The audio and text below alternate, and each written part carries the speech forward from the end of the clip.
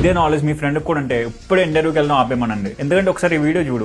It is very easy to hack EVM sir, उसमें Python full stack की coding होती है, उसको हैक करना बहुत इजी है. सिर्फ 3 कोड बदलने में हम सिंटेक्स एरर के सिर्फ 3 कोड बदलने में मैं कर सकता हूं. ఏం మాట్లాడుతున్నావురా నువ్వు? నీకేమన్నా బుర్రున్నదారా?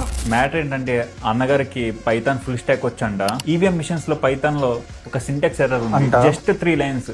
ఏంటి just 3 lines of code change చేసి మిషన్ హ్యాక్ చేస్తా అన్నాడు. అంత ఈజీ అయితే నేను కూడా హ్యాక్ చేసేవాడిని. అది ఇంపాసిబుల్.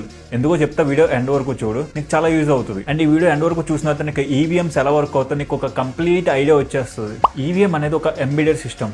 దాంట్లో ఆపరేటింగ్ సిస్టమ్ లేదు, వెబ్ సర్వర్ లేదు, డేటాబేస్ కూడా లేదు.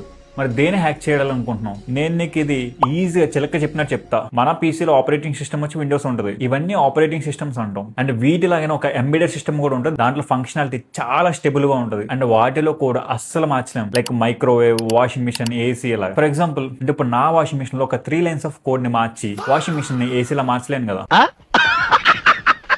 ఒకవేళ నా వాషింగ్ మిషన్ ఏమైనా చేంజెస్ చేద్దామని చేస్తే అది మొత్తం పని చేయడమే మాందొబ్బుతుంది. సో ఈవీఎంస్ అనేది ఓటీపీ బేస్డ్, అంటే one time programmable only memory. ఈ సాఫ్ట్వేర్ అనేది తయారు చేసినప్పుడు ఒక మైక్రో కంట్రోలర్ చిప్ లో సాల్వ్ చేసేస్తారు. దీంట్లో మీరు ఒక్కసారి కోడ్ రాసిన తర్వాత పర్మనెంట్ గా లాక్ చేయబడుతుంది. తర్వాత దాన్ని మార్చలేవు, ఓవరైజ్ చేయలేవు, అండ్ అప్డేట్ కూడా చేయలేవు అనమాట. అందుకే దీన్ని లో లెవెల్ లాంగ్వేజ్ లో రాస్తారు, పైథాన్ ఫుల్ స్టాక్ లో రాయరు. నువ్వు దాంట్లో Sintex error related 3 lines of code మార్చితే చాలన్నావు. నార్మల్ గా మన కోడ్ లోనే ఒక్క సెమికోలన్ పెట్టకపోతేనే ఎర్రర్ చూపిస్తుంది. నువ్వు సింటెక్స్ ఎర్రర్ అంటే మిషన్ ఎలా వర్క్ అవుతుంది చెప్పు. అండ్ ఆ మిషన్స్ కి వైఫై లేదు, ఇంటర్నెట్ లేదు, బ్లూటూత్ లేదు, యూఎస్బి పోర్ట్ లాంటి పోర్ట్లు కూడా లేవు.